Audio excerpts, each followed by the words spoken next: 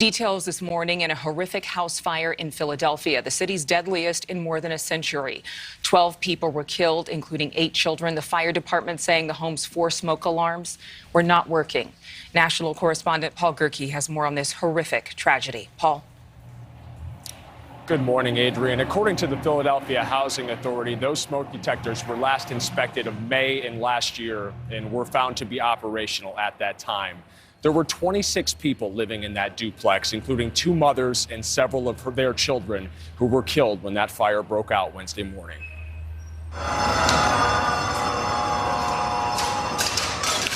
This is, without a doubt, one of the most tragic days in our city's history. Philadelphia Mayor Jim Kenney is mourning an unimaginable loss. A dozen people dead, including 8 children, after fire tore through a row house Wednesday morning.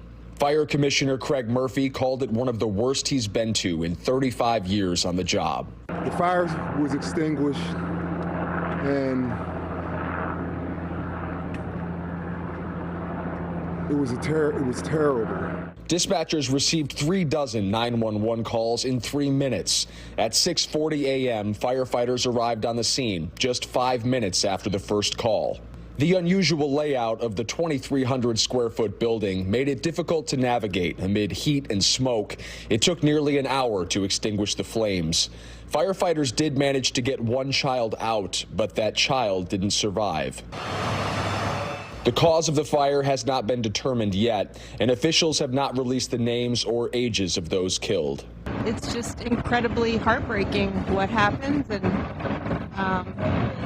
I don't know, I just feel like we failed as a society to not be able to provide safe housing for the people of our city, especially for the children. Please keep all these folks, and especially these children, in your prayers. Losing so many kids is just devastating. Investigators are now trying to figure out exactly how that fire started. They're looking into the possibility that it may have began with the Christmas tree. Another item they'll be eyeing, the lack of escape routes within that 3-story duplex. As of right now, Philadelphia's Department of Licenses and Inspections does not require escape structures on upper floors, even in buildings like that one, Adrienne. It's just horrible. Thank you so much, Paul.